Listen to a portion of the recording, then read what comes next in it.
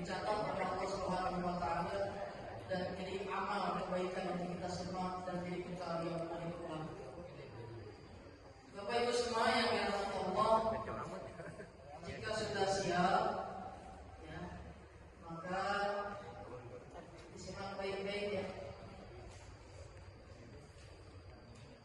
Kita dengarkan baik-baik, ya. Jangan ada suara dilawan dengan suara sehingga apa yang disampaikan itu tidak akan bisa didengarkan. Walaupun Allah sudah mencatat kehadiran Bapak Ibu semua di majlis ini, di masjid ini, tapi alangkah baiknya kalau kehadiran kita ini kemudian hadir dengan niat dan tidak ada suara dibalas dengan suara, ya. Sehingga apa yang disampaikan nanti oleh orang tua kita di jadinya itu insya Allah bisa kita catat dan kita bisa jadikan ilmu dan kita lakukan. Bapak Ibu semua yang dirahmati Allah, di pagi hari yang cerah ini, alhamdulillah di sela-sela kesibukan, ada yang mungkin bekerja, ada yang mungkin sudah pensiun, ada juga yang di rumah, ya, ada juga yang punya kegiatan anak dan cucu di rumah, ya Bapak Ibu semua. Alhamdulillah di pagi hari ini itu tidak menjadi halangan buat kita, sehingga hari ini Bapak Ibu semua memiliki semangat yang luar biasa. Mungkin ada yang jauh dari luar Bogor hadir pada hari ini, alhamdulillah. Dan mari di pertemuan kajian kita di hari ini adalah kita menghadirkan orang tua kita di Jamiah Pusat Islam. Beliau adalah, sudah kenal ya Bapak Ibu semua ya? Ada yang belum kenal?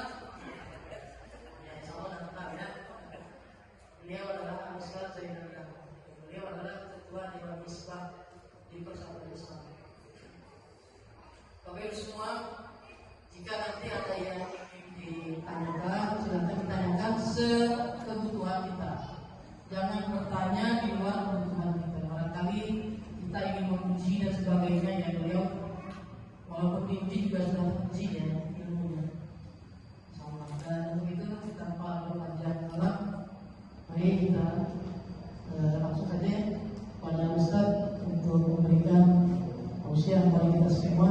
Mudah-mudahan kita bisa mendengar. Para Ustaz, kami persilakan.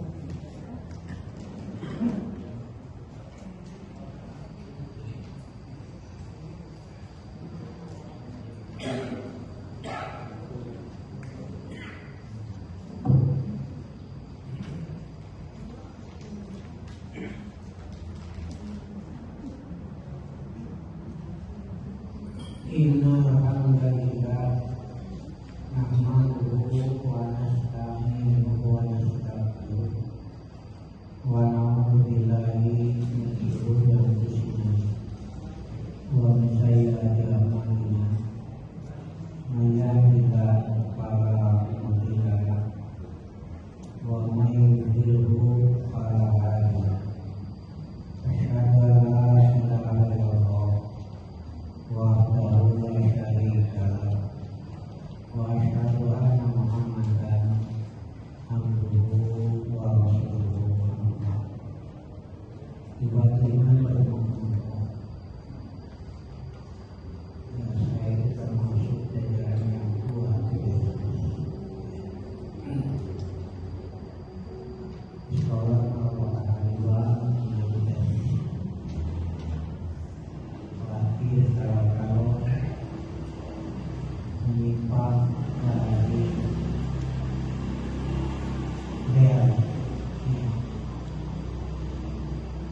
bahasa namanya menyimpang dari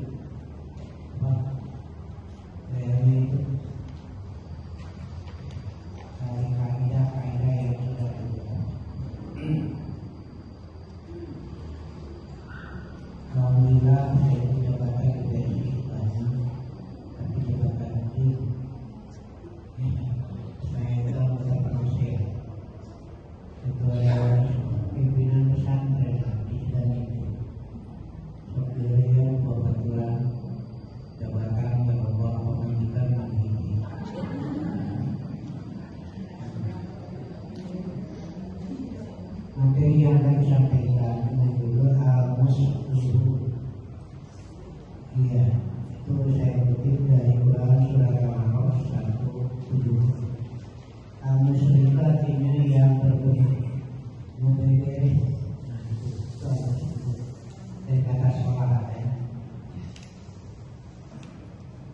dia terkena urusan pribadinya, keluarganya, umatnya, dan secara umum seluruhnya. Harus itu. Pertama saya kutip Quran surat Maryam 59 Namun Fakhalafa min ba'dihim khalfun, maka datanglah sesudah mereka pengganti yang jelek, generasi yang buruk. Khalfun, kalau generasi yang sejalan, generasi yang soleh, dibacanya khalafun, tidak huruf sama khalafa. Kalau dibaca khalafun, generasi yang soleh, generasi yang tidak bersimpang jalan. Tapi kalau dibaca khalafun, generasi yang tholib, yang bersimpang jalan, yang berbeda. Khalafun. Dalam Quran surat Maryam ini mengungkapkan kata khalafun, akan muncul generasi-generasi yang berbeda jalan, generasi-generasi yang tholib. Apa ciri-cirinya generasi yang tholib? Satu, aqam sholat, mereka meninggalkan sholat. Wasabah syahwat, dan mengikuti hawa nafsu. Nah, sekarang kan banyak muncul yang ngaku ajunan kiai ustaz yang merusak saat ini. Dulu pernah ada yang menyatakan tidak sah sholat kalau tidak pakai pakaian merah putih. Itu ada, sudah mati ya. Terus mau air kotor, tidak bisa. Dia memfatwakan umroh ibadah haji tidak usah ke tanah Arab, tapi diarahkan ke Eropa, ke Vatikan. Ngakunya ulama tidak sudah muncul, dan ternyata penerusnya lebih sesat lagi. Sholat 5 waktu sudah tidak jalannya. Ini adalah bagaimana sikap kita menghadapi itu. Ini saya sampaikan hari ini. Sudah jelas munculnya generasi yang berakal, generasi yang berbeda. Maka kita ini kan dari luar kita oleh orang Kristen supaya mudahkan, dari dalam didorong lagi supaya keluar. Yang mendorongnya bukan ini agama, yang mengajar penakaran bersama. Masa kawin mengucap satu berdiri, kan tidak bisa. Ya. Makanya yang bertanya kepada saya, Ustaz yang itu tidak agama. Saya jawabkan, wajar dia memberi agama Indonesia, bukan memberi agama Islam. Wajar. Ya. Kami itu beragama. Ini syarat ini yang terus berusaha. Karena syarat itu benteng terakhir. Nabi mengatakan akan putus rikon Islam, kata Islam selembar yang terakhir adalah syarat. Satu, hukum. Syaratnya sudah dirusak. Ada juga yang mengatakan pemerintah sudah lepas dari tangan umatnya. Dan presidennya muslim, bukan itu. Pemerintahan lepas dari tangan umatnya. Kemudian yang lainnya putus-putus, nanti terakhir tidak ada. Makanya sekarang syarat yang dirusak. Inilah kewajiban kita untuk mempertahankan. Atau sholatan meninggalkan syarat, Imam Az-Zahabi memberi tafsiran bukan meninggalkan dalam arti tidak melakukan, tapi dalam arti selalu mengakhiri diakhirkan. Ini sudah muncul ciri-ciri generasi yang buruk. Kalau sudah biasa mengakhirkan, kan? Mestinya sholat subuh masih gelap, sholat asar masih siang. Ya, kalau sholat subuh masih gelap, kalau sholat asar masih terang. Kenapa sholat asarnya gelap? Kan subuh terang. Nah, jangan sholat asar boleh pasar gelap. Apabila sudah tidak lagi memperhatikan salat, walaupun dia salat, tapi mana salat tidak ada. Sekali-kali asal sulit boleh, sekali-kali kesiangan bangun subuh tidak apa-apa, tidak berdosa. Walaupun kesiangan satu boleh ditinggal, harus dilakukan. Nabi juga pernah kesiangan, Bapak Ibu. Makanya jangan berkecil hati kalau kesiangan. Nabi juga pernah. Kalau kita sering itu iya. Nabi bangun matahari sudah terbit, tapi beliau sholat sunat dulu dan dia tambahan. Sholat sunat berwajib ketika safar tidak dilakukan, kecuali 2 rakaat sebelum sholat subuh. Walaupun sholat safar Nabi memperhatikan, tapi kita hukumnya sunat. Malah kesiangan juga Nabi sholat sunat dulu. 5 bulanan Nabi sholat sunat dulu. Macam daerah Ustaz Harun Al-Fatun. Kalau saya duduk ke malaikat sendiri.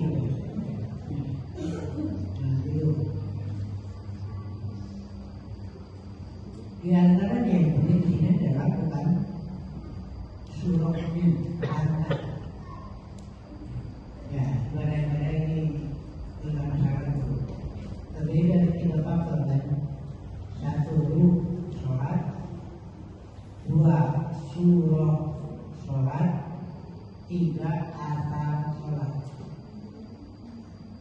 Nah, faktor penunjang ini yang sudah mulai hilang. 1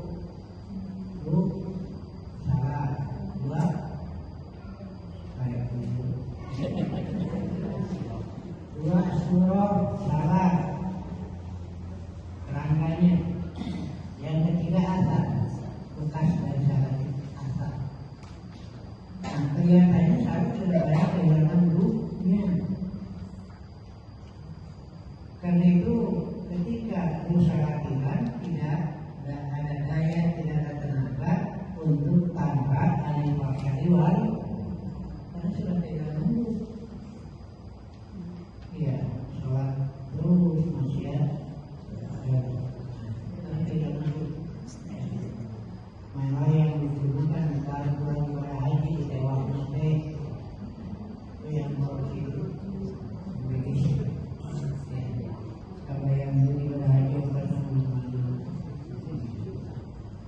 itu. Jadi ada 3 faktor penunjang. 1 ruh, 2 surah kerangkanya, 3 asar, bekas dari syarat dalam kehidupan saya. Nah, ini sudah kehilangan dunia, makanya sholat tidak berdaya. Biasanya ini bisa bergerak, bisa makan, bisa mabuk, bisa merokok, karena ruhnya ada. Ketika ruhnya lepas, jasad ini berpaling tidak berdaya. Nah, salat itu sudah tidak berdaya karena kehilangan ruh. Ya, yang ini kan harus kita bereskan. Apa saja ruh dari salat itu? 1, ikhlas. Ikhlasnya sudah tidak ada. Ikhlasnya sudah tidak ada. Sering kita melakukan ikhlas, apa ikhlas itu? Mau ikhlas dulu? Nah, itu lah pokoknya. Ikhlas itu kan dari kata Allah sokuni. Ya, seringkali makna ikhlas ini pokoknya ikhlas saja tanpa Kenapa memperhatikan yang mana? Bukan. Lihat di surat Az-Zumar yang awal. Ikhlas itu satu, tidak bertuhan hanya kepada Allah, murni sama murni. Tidak berpedoman kecuali murni hanya pada Tuhan. Tidak bermusyawarah murni kecuali kepada Rasulullah. Bukan hanya sekedar lillah karena Allah, tetapi tidak memperhatikan yang lain. Ketika orang beribadah kepada Allah lillah, tapi berpedoman pada yang lain selain dari Al-Quran ada, maka ini tidak ikhlas dalam berpedoman. Yang ketiga, tidak berusaha mencontoh kecuali hanya kepada Rasulullah ketika menerima kaidah-kaidah ibadah dari yang lain, berarti tidak ikhlas. Jadi hanya bertuhan kepada Allah, hanya berpedoman kepada Al-Quran, hanya beruswah kepada Rasulullah, baru ikhlas. Surat Az-Zumar ikhlasnya. Jadi sekarang mana ikhlasnya saja? Tidak tahu. Alhamdulillah saja. Terus saya sampaikan, karena ini saya sampaikan, syirkun itu dibagi 4. Silakan, ya, ada syirkun niat, ada syirkun ta'at, ada syirkun dakwah, ada syirkun mahabbah. Nah, kalau niat sudah tadi kan, nah di sini yang kedua ini masih saja ada campur adukan ya, dengan unsur syirik, yaitu syirkun ta'at. Sekarang kita ada begini, kalau urusan syarat, pamannya ada fatwa ulama, ada hasil pikiran ulama, kalau Quran tidak ada, lalu dianggap bagus dan kita amalkan. Artinya kita mengakui ada yang berkenan membuat aturan ibadah selain Allah. Itu namanya syirkun ta'at. Wajib guru saya juga, nah kami ingin juga, masyarakat juga kebiasaan, nah itu masuk, sudah tercemar. Ya, kemudian keikhlasan dalam beribadah disebut syirkun ta'at. Ya, karena kita ingin terus menjadi kelompok yang muslim, ini kan harus dibereskan. Malah saya baca di TikTok, baca benar atau tidak penyembahan ini. Kalau setelah sholat subuh jangan berpindah tempat, langsung di situ duduk dan baca zikir 41 kali, uang langsung biasa. Katanya ulama satu begini, jadi begini. Sementara karena duitnya pada pemahamannya ini